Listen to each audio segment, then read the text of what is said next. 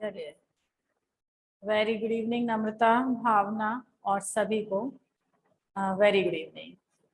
चलिए, तो हम लोग पढ़ रहे थे चैप्टर अपना molecular basis of inheritance.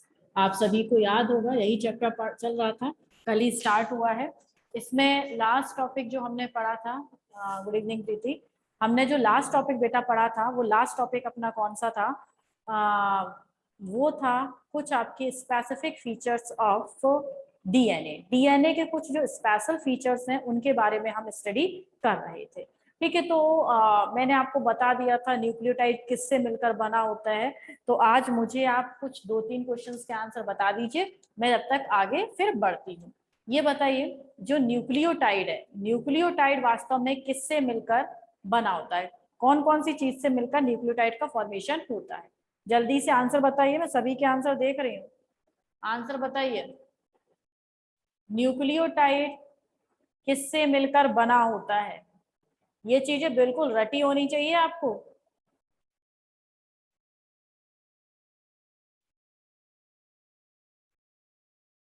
Answer आया केवल चिराग का मेरे पास, pentose sugar, phosphoric acid and nitrogenous base pair. Very good. बस, और तो सब ने आज केवल घेवर खाया है।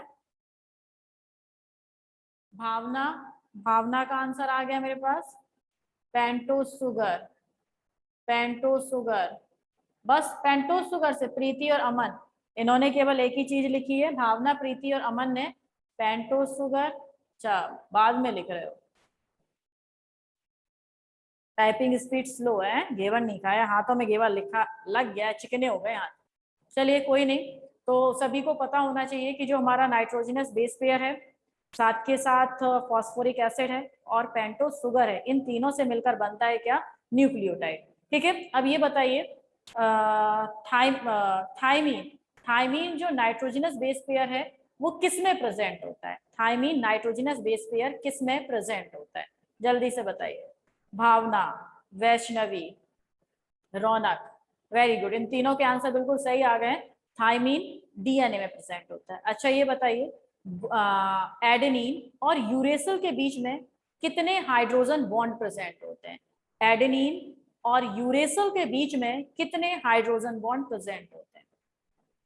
ये वैष्णवी गलत है बेटा, ट्रिपल नहीं होते, डबल होते हैं। ठीक है, यूरेसिल और एडेनिन के बीच में डबल हाइड्रोजन बॉन्ड प्रेजेंट होते हैं। ध्यान रखना, कल ही बताया था एडेनिन और यूरेसिल के बीच में डबल हाइड्रोजन बॉन्ड प्रेजेंट होते हैं, जबकि ट्रिपल हाइड्रोजन बॉन्ड केवल और केवल साइटोसिन और ग्वानिन के बीच में प्रेजेंट होते हैं। ठीक है, इतनी बात समझ रहे हैं? चलिए, ओके, रौनक डबल हाइड्रोजन बॉन्ड सही है बेटा। अब नेक्स्ट टॉपिक पर आते हैं अपना, वही स्पेसिफिक फीचर्स ही हैं डीएनए के। ठीक है, तो डीएनए के फीचर्स ही चल रहे हैं, आगे हम बढ़ते हैं। और भाई इसे डेली के डेली रिवाइज कर लिया करो। आरएनए के सॉरी डीएनए के फीचर्स में सबसे पहले आप जानते हैं कि जो डीएनए है, डीएनए का डबल हेलिकल स्ट्रक्चर होता है। ठीक है, डबल हेलिकल स्ट्रक्चर मैं बना रही हूँ। ठीक है, आपको भी अपनी कॉपी में, जो नोट्स वाली कॉपी है उसमें बिल्कुल ऐसे ही आपको बना लेना है। ठीक है, आई थिंक आप मेहनत करके बना लेंगे, थोड़ी बहुत टेढ़ा मेढ़ा हो जाएगा चलेगा, लेकिन बनाना जरूर है। तो देखिएगा, यहाँ पर जो ये डीएनए है, डीएनए की ये दो मैं क्या बना रही हूँ? स्ट्रैंड्स बना रही हूँ।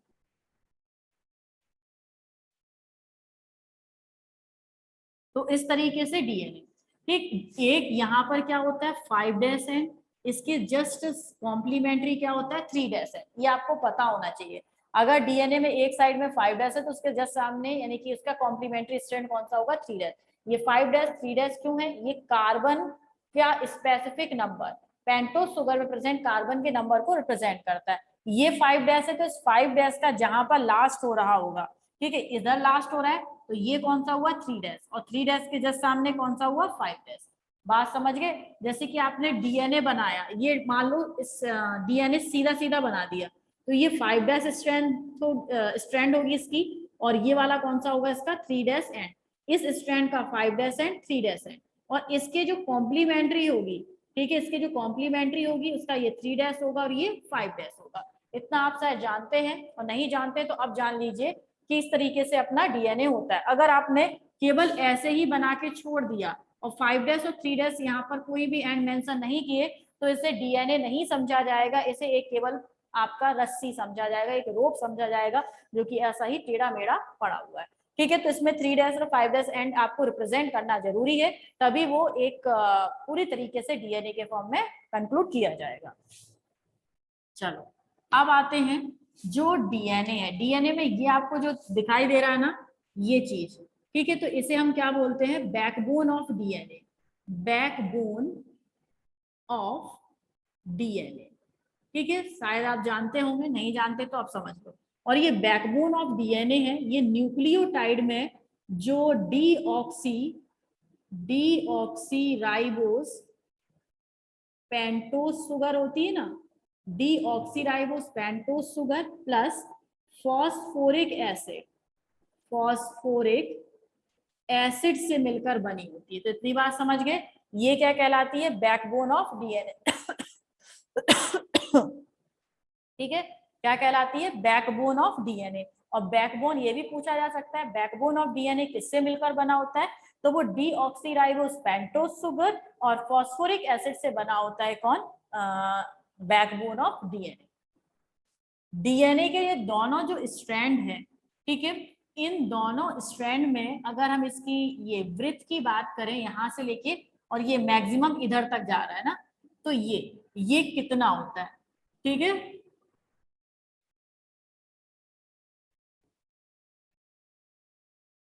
ये कितना, तो ये होता है बेटा आपका 20 एंगस्ट्रॉम। कितना होता है, 20 एंगस्ट्रॉम, और इसका हाफ कर देंगे 20 से अगर, तो ये 10 हो जाएगा। बात समझ गए इतना। अब बात करते हैं यहां से लेके और यहां तक, इसे हम बोलते हैं कि आपका हेलिक्स या फिर पिच, क्या बोला जाता है, पिच या फिर हेलिक्स। इसकी जो लेंथ है वो होती है 34 एंगस्ट्रॉम, ठीक है, या फिर आपका और करके लिख सकते हैं 3.4 nm, नैनोमीटर। बात समझे, 34 एंगस्ट्रॉम और 3.4 नैनोमीटर, ये क्या है, वन पिच ऑफ डीएनए। यहां से लेके यहां तक वन पिच मान सकते हैं, यहां से लेके यहां तक भी आप क्या मान सकते हैं, वन पिच मान सकते हैं। ठीक है, एक पिच में अगर आप यहां से लेकर यहां तक बताया ना, इसको भी एक पिच मान सकते हैं। एक पिच में जो अंदर की तरफ इस टाइप से प्रोजेक्शन होते हैं, ठीक है, अंदर की तरफ जो प्रोजेक्शन होते हैं, ये प्रोजेक्शन किसके होते हैं बेटा, ये अंदर की तरफ जो प्रोजेक्शन है वो है nitrogenous base pair, nitrogenous base pair. ठीक है, क्या है, नाइट्रोजिनस बेस पेयर अंदर की तरफ होते हैं किसके, ये जो बैकबोन ऑफ डीएनए है। ठीक है, इस तरीके से आपके, और ये कितने होंगे, एक पिच के अंदर 10 नाइट्रोजिनस बेस पेयर होते हैं। ठीक है, अच्छा नीचे का नहीं दिख रहा, एक मिनट, ज्यादा कर दिया,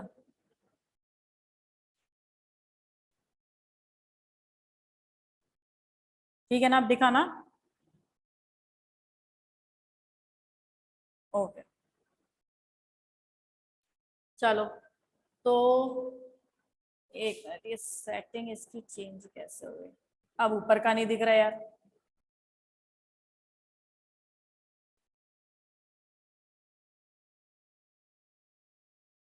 दूर करूं क्या,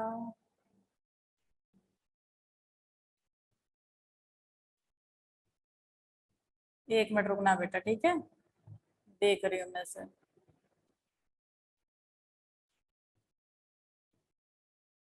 इसको क्या हुआ,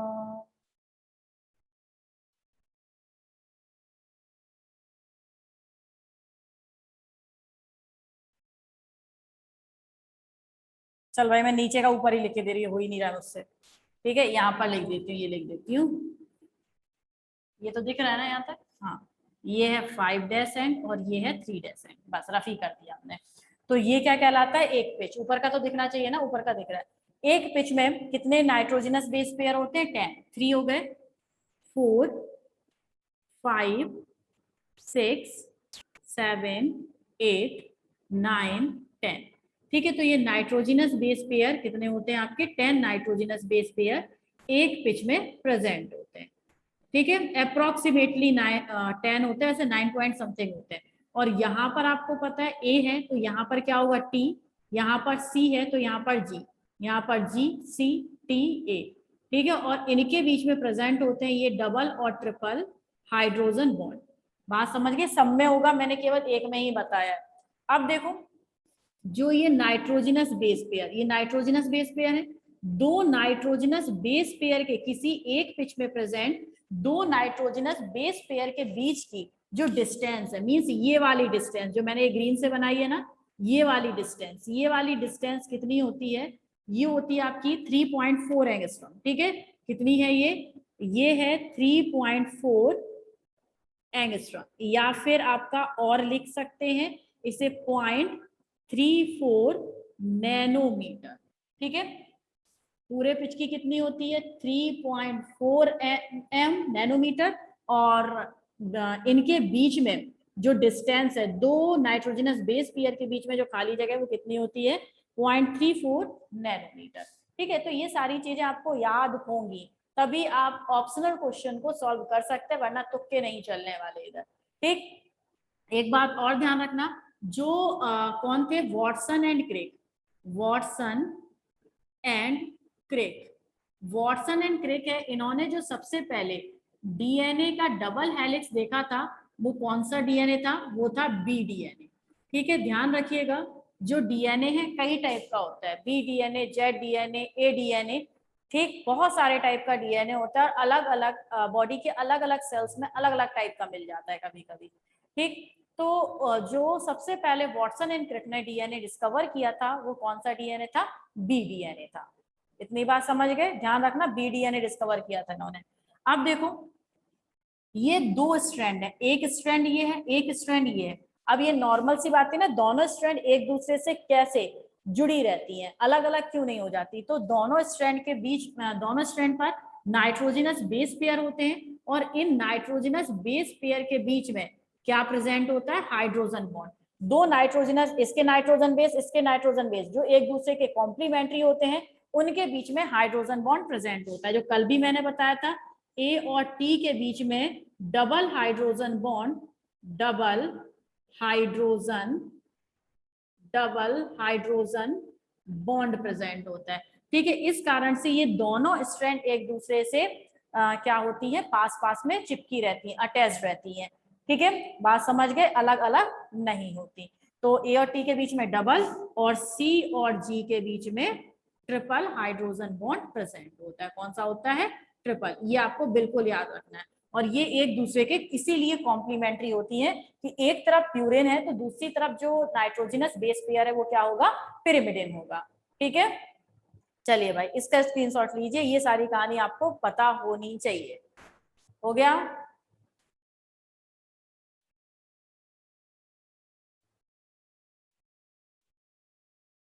चलो रफ कर दूं।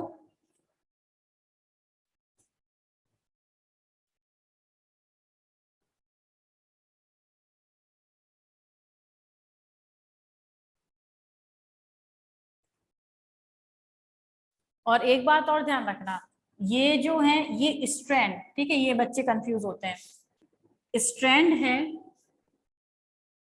स्ट्रैंड, ठीक है, ये दोनों स्ट्रैंड एक दूसरे के कॉम्प्लीमेंट्री होते हैं। कैसे होते हैं, कॉम्प्लीमेंट्री होते हैं। और एक और बात ध्यान रखना, और जो पोलैरिटी है,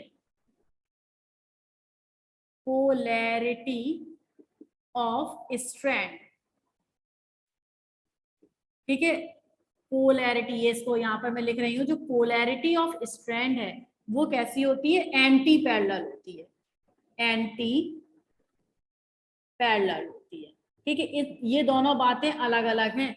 अगर स्ट्रैंड की बात करें, ये दोनों स्ट्रैंड, ये वाली स्ट्रैंड, ये वाली स्ट्रैंड एक दूसरे के कॉम्प्लीमेंट्री है। कॉम्प्लीमेंट्री का मतलब एक का प्यूरिन दूसरे के पिरिमिडिन नाइट्रोजनस बेस पेयर से जुड़ा है। Complementary purine pyrimidine nitrogenous base pair की बात हो रही है, इतना आप समझ लेना। और पोलैरिटी ऑफ स्ट्रैंड की बात करें तो पोलैरिटी का मतलब है ये 5 डैश और 3 डैश। ठीक है, ये क्या हो रहा है, specific carbon number present on pentose sugar की बात हो रही है। पोलैरिटी किसकी बात हो रही है, specific carbon number present on pentose sugar की बात हो रही है, उसके बेस पर ये क्या कहलाती है, एंटी पैरेलल। मींस ये 3 डैश है तो ये क्या होगा आपका 5 डैश होगा, ठीक, इसे हम क्या बोलते हैं, एंटी पैरेलल। तो पोलैरिटी कैसी होती है, एंटी पैरेलल होती है। और वहीं पर स्ट्रैंड का नेचर कैसा होता है, नेचर कैसा होता है, कॉम्प्लीमेंट्री नेचर होता है। दोनों बात समझ गए, दोनों अलग अलग बात है, polarity anti parallel, nature complementary. Okay, ध्यान रखना इसका। चलो मैं रफ करती हूँ, अब इसे कर दूं ना रफ, किसी को कोई प्रॉब्लम नहीं है।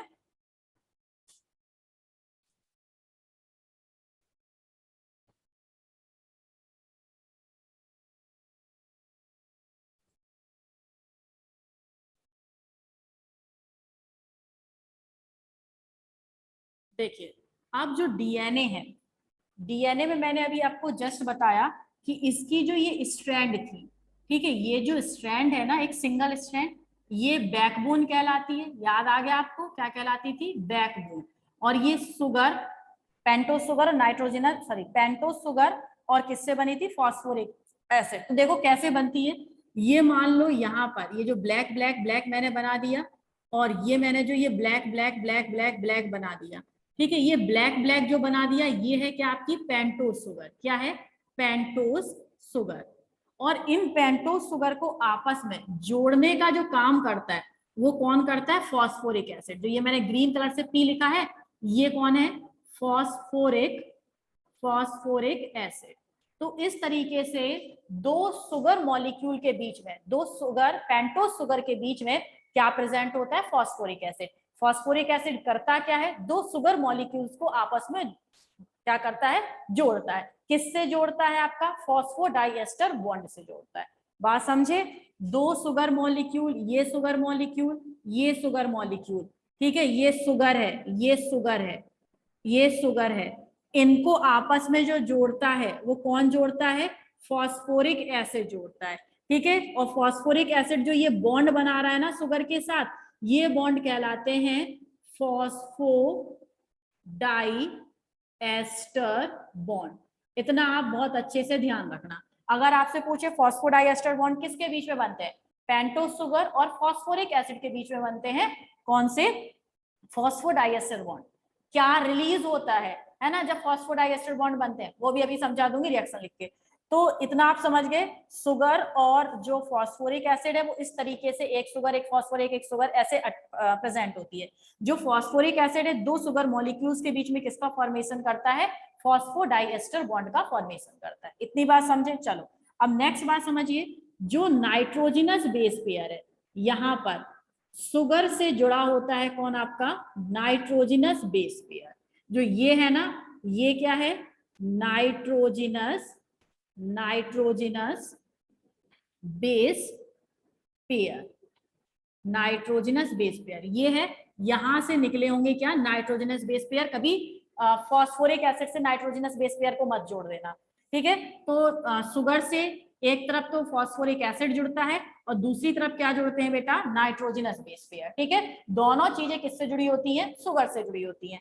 अब देखो जो नाइट्रोजनस बेस पेयर और शुगर, यहाँ पे भाई ये जो मैं ग्रीन कलर से कर रही हूँ, कोई ना कोई बॉन्ड बन रहा होगा, किसके बीच में, नाइट्रोजनस बेस पेयर और पेंटोज शुगर के बीच में। तो ये जो बॉन्ड होता है जो nitrogenous base pair pentose sugar के बीच में होता है, ये कहलाता है कौन सा, N glycosidic linkage, N glycosidic linkage, और इसे एन ग्लाइकोसिडिक बॉन्ड भी कहते हैं, ठीक है। जो बायोमोलिक्यूल पढ़ चुके हैं उन्हें बहुत अच्छे से पता होगा कि ये क्या कहानी है, उनका रिवीजन ही चल रहा होगा, ठीक है। बात समझ रहे हैं। चलो अगर पूछ लिया जाए पेंटोज शुगर और नाइट्रोजनस बेस पेयर के बीच में कौन सा बॉन्ड होता है, तो एन ग्लाइकोसिडिक बॉन्ड होता है, या एन ग्लाइकोसिडिक लिंकेज भी कहते हैं उसे। दूसरी बात, फॉस्फोरिक एसिड और पेंटोज शुगर के बीच में कौन सा बॉन्ड होता है डीएनए में, तो वो कौन सा होता है, फॉस्फोडाई एस्टर बॉन्ड होता है, ठीक है। नोट करो, रफ करो फिर।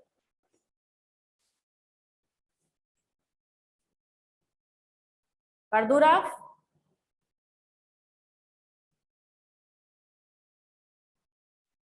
चलिए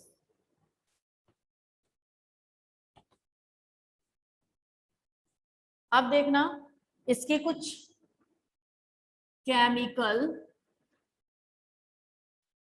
रिएक्शन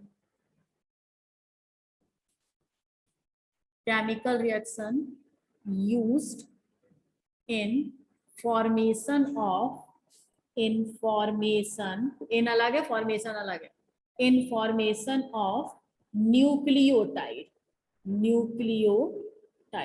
ठीक है, न्यूक्लियोटाइड का फॉर्मेशन होना है तो कौन सा केमिकल रिएक्शन होगा? तो ध्यान से सुनना। सबसे पहले आपको क्या होना, आपके पास होना चाहिए पेंटोस शुगर। तो मैं डीऑक्सीराइबोस पेंटोस शुगर बना लूं यहाँ पर। ठीक है, ये है H, ये यहाँ पर H, यहाँ पर OH, यहाँ पर H। ठीक है, ये HOH ऊपर भी हो सकते हैं, मीन्स ये ऊपर चला जाए नीचे आ जाए, कोई प्रॉब्लम नहीं है। यहाँ पर H, यहाँ पर OH, यहाँ पर H, यहाँ पर CH2OH। ये हो गई क्या, डीऑक्सीराइबोस पेंटोस शुगर। ठीक है, यहाँ पर हम बनाते हैं प्लस करके phosphoric acid, P single bond OH, double bond O, single bond OH, single bond OH। ठीक है, ये हो गया फॉस्फोरिक एसिड। और प्लस यहाँ पर हम बना लेते हैं एक नाइट्रोजनस बेस पेयर।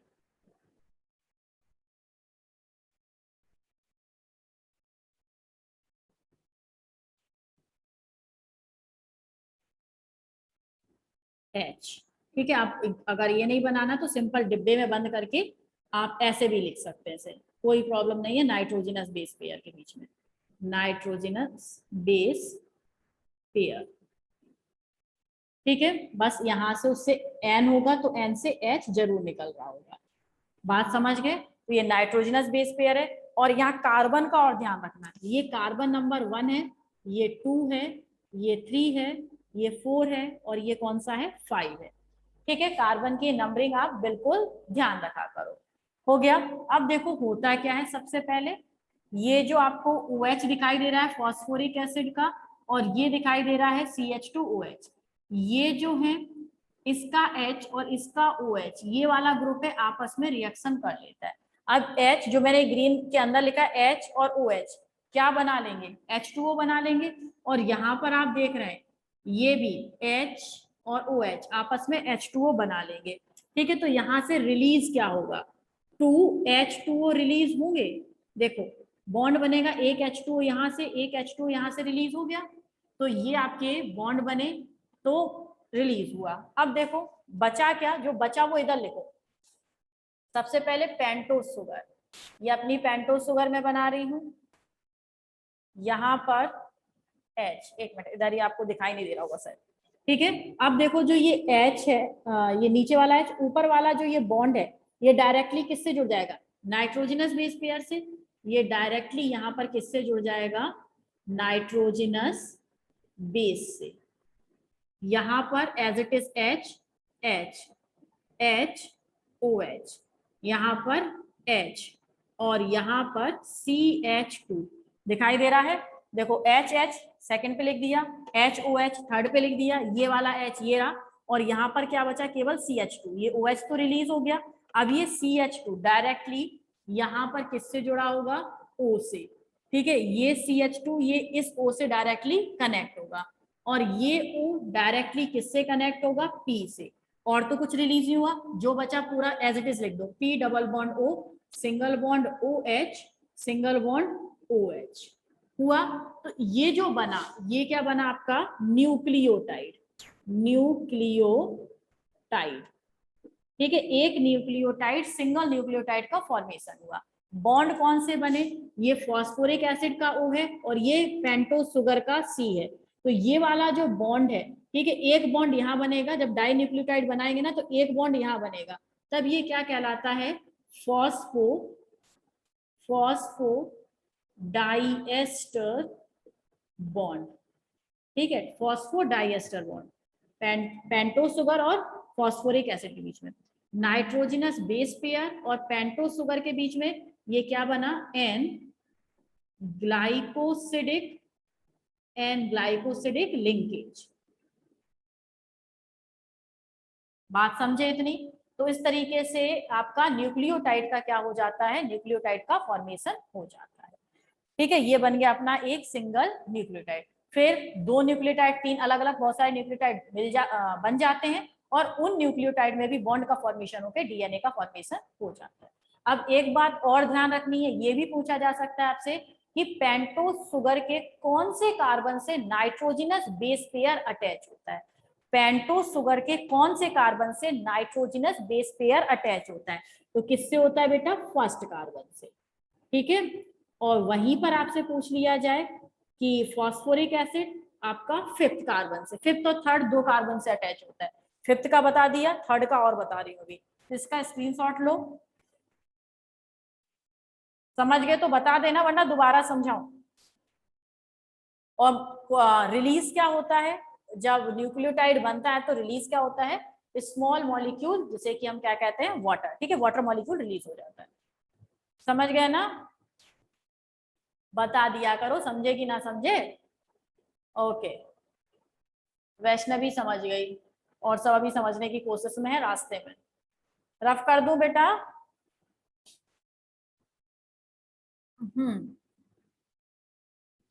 तो देखो, एक न्यूक्लियोटाइड मैंने ये बनाया, ठीक है, मैं रफ कर रही हूँ इसे। अब याद रखना न्यूक्लियोटाइड कैसा था।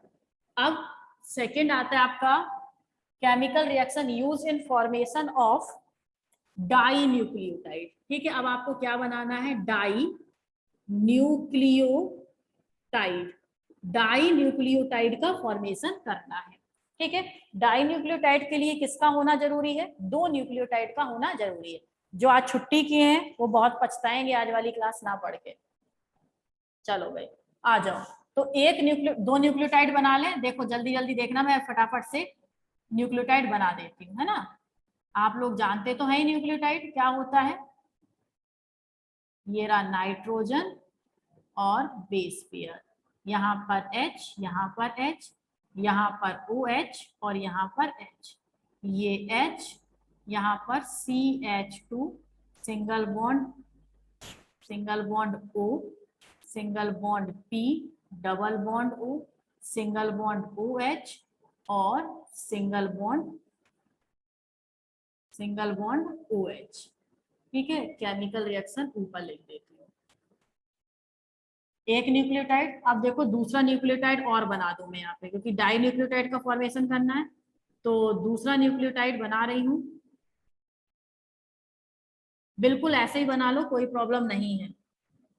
ये रहा अपना नाइट्रोजनस बेस पेयर, ये रहा हाइड्रोजन, यहाँ पर H और यहाँ पर H, यहाँ पर H, यहाँ पर OH, यहाँ पर H, यहाँ पर CH2, यहाँ पर O, यहाँ पर P, double bond O, single bond OH और सिंगल बॉन्ड OH। ठीक है, इतनी बात समझ गए आप। एक न्यूक्लियोटाइड ये है, यहां से लाइन खींच दी। एक न्यूक्लियोटाइड ये है। अब इन दोनों को आपको क्या करना है? प्लस करना है, जोड़ना है। तो इससे क्या बन जाएगा? देख लो, ये रहा। अब इससे क्या बनाना है हमें? Dinucleotide. देखो कहीं लिखा होगा, डाई न्यूक्लियोटाइड का फॉर्मेशन करना है। बात समझ रहे हो? चलो आ जाओ। अब देखो डाई न्यूक्लियोटाइड का फॉर्मेशन बहुत ईजी है। ये फॉस्फोरिक एसिड का OH और ये थर्ड कार्बन, पहला कार्बन है, दूसरा कार्बन है, तीसरा कार्बन है, चौथा कार्बन है, पांचवा कार्बन है। ठीक है, इसमें फर्स्ट, सेकेंड, थर्ड, फोर्थ और फिफ्थ। तो ये थर्ड कार्बन का OH और फॉस्फोरिक एसिड का जो H है, ठीक है, ये आपस में क्या करेंगे? रिएक्शन करेंगे और H2O रिलीज करेंगे। ठीक है, तो यहां पर देखिए क्या हो जाएगा? एक H2O वाटर मॉलिक्यूल रिलीज होगा। वाटर मॉलिक्यूल रिलीज हो गया, देख लीजिए।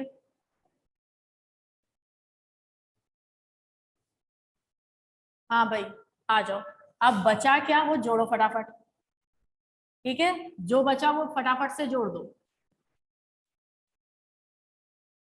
यहाँ पर जो nitrogenous base pair, nitrogenous base pair, यहाँ पर H, यहाँ पर H, यहाँ पर H, यहाँ पर H, ये H, CH2, यहाँ पर O, P, double bond O, single bond PH, ओ सॉरी OH और यहाँ पर OH।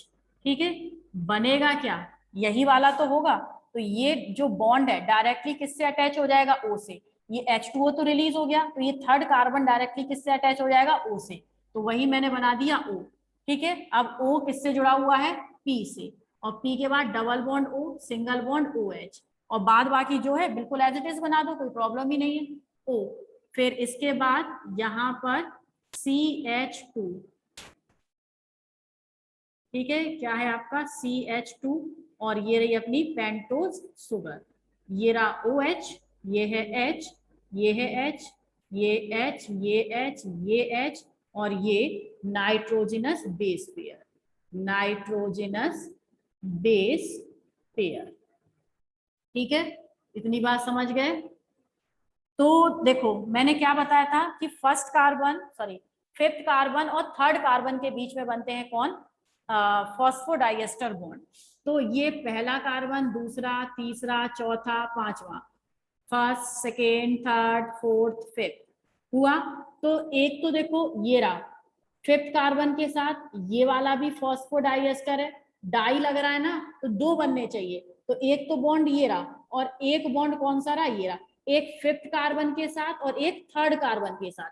पेंटोज शुगर की फिफ्थ कार्बन के साथ एक बॉन्ड बना, पेंटोज शुगर की थर्ड कार्बन के साथ एक बॉन्ड बना, इसीलिए ये क्या कहलाता है, फॉस्फो डाई एस्टर। डाई आ रहा है ना, दो बन रहे हैं, दो एस्टर बॉन्ड बन रहे हैं, diester bond. Phosphodiester bond पूछा जा सकता है किनके बीच में बनता है, फिफ्थ कार्बन और phosphoric acid, and third carbon and phosphoric acid. ठीक है, ठीक है, third carbon of pentose sugar plus phosphoric acid, fifth carbon of pentose sugar and phosphoric acid. ठीक है, एक बात का ध्यान रखना, जो ये फॉस्फोडाइएस्टर बॉन्ड बनता है ना, एक फॉस्फोडाइएस्टर बॉन्ड के फॉर्मेशन में, एक फॉस्फोडाइएस्टर बॉन्ड के फॉर्मेशन में पेंटोज शुगर, जो पेंटोज शुगर होती है ना, जो पेंटोज शुगर है वो तो एक ही रहती है, देखो एक ही पेंटोज शुगर है ना, और पेंटोज शुगर का फिफ्थ कार्बन है, थर्ड कार्बन है, यानी कि एक ही पेंटोज शुगर है। लेकिन बट जो फॉस्फोरिक एसिड है, जो फॉस्फोरिक एसिड है, वो क्या होता है बेटा, दोनों डिफर होते हैं। ठीक है, एक फॉस्फोरिक एसिड ये है, एक फॉस्फोरिक एसिड ये है, तो दो फॉस्फोरिक एसिड और एक पेंटोज शुगर के बीच में बनता है फॉस्फोडाइएस्टर बॉन्ड। इस बात का स्पेशली आपको ध्यान रखना है, समझ रहे हैं ना, ये बात बिल्कुल नोट कर लेना। दो फॉस्फोरिक एसिड और एक पेंटोज शुगर के थर्ड कार्बन और फिफ्थ कार्बन के बीच में फॉस्फोडाइएस्टर बॉन्ड का फॉर्मेशन होता है। हो गया ना इतना, बहुत अच्छे से समझना है इस बात को। ठीक, चलो अब लास्ट पॉइंट है जिससे मैं आपको डाई न्यूक्लियोटाइड से कंप्लीट हो जाएगा, फिर डाई न्यूक्लियोटाइड। देखना, आप जो लास्ट पॉइंट है वो समझिए। हमने अभी डीएनए बनाया था, ऐसे ही तो बनाया था, इसे हमने क्या बोला था, 5' एंड, और इसकी दूसरी स्ट्रैंड थी, इसे हमने क्या बोला था, 3' एंड। जैसे मान लो इसे मैं रफ कर दूं, तो ये रही आपकी डीएनए, है ना, ये उसका 5' तो नीचे वाला क्या होता है, 3', यही है। तो अब देखो 5' और 3' क्यों कहते हैं, ये क्या बन रहा है, ये एक स्ट्रैंड ही तो बन रही है, बहुत सारे न्यूक्लियोटाइड जुड़ जाएंगे तो एक सिंगल स्ट्रैंड बन जाएगी डीएनए की। तो देखो इस चेन में, ये डाई न्यूक्लियोटाइड में ही समझ लो कि जो ऊपर की साइड में, ऊपर की साइड में है वो कार्बन नंबर कौन सा है, ये देखो फिफ्थ कार्बन है, इसीलिए जो है एक जो एंड है वो कौन सा होगा, फिफ्थ कार्बन। ठीक है, 5' एंड। अब देखो जो सबसे नीचे कार्बन, मान लो ये सबसे नीचे पेंटोज शुगर है, और सबसे नीचे जो पेंटोज शुगर है उसमें कार्बन नंबर कौन सा है, दिख रहा है, कौन सा नंबर दिख रहा है नीचे, थर्ड, जो कि अब बॉन्ड फॉर्मेशन करेगा किसी और से। तो ये दूसरा एंड कौन सा कहलाता है, ये 3' एंड। तो ये 5' एंड और 3' एंड किसको रिप्रेजेंट करते हैं, ये रिप्रेजेंट करते हैं position of carbon present in pentose sugar. ठीक है, तो ये 5' और 3' क्यों कहते हैं, ये न्यूक्लियोटाइड चेन में कार्बन की पोजीशन बताते हैं। किसके कार्बन की पोजीशन बताते हैं, पेंटोज शुगर के कार्बन की पोजीशन बताते हैं। ऊपर की साइड में होता है पांचवा कार्बन, और सबसे नीचे जो नाइट्रोजन न्यूक्लियोटाइड प्रेजेंट होगा उसका सबसे नीचे वाला जो कार्बन होगा वो कौन सा होगा, तीसरा कार्बन। ठीक है, समझे या नहीं समझे अब बताओ। अरे ये ज्वाइन करो इन्हें। समझ गए ना इस बात को, स्क्रीनशॉट जरूर ले लेना वरना भूल जाओ तो कभी से खोल के देख लेना कि 3 और 5 क्यों कहते हैं, आपको बहुत अच्छे से समझ में आ गया होगा। आ गया, भावना को आ गया, और किसी को? चलो, तो ये भी चैप्टर आपका चल रहा है बहुत स्पीड से, अच्छी खासी से, है ना। तो मिलते हैं बेटा कल नए टॉपिक के साथ। तब तक के लिए जय हिंद एंड गुड बाय। ठीक है, और कल की छुट्टी नहीं है, होगी तो ग्रुप पे मैसेज आ जाएगा, वैसे कल आपको पढ़ना है। ठीक है, चलो बेटा, bye bye and good night.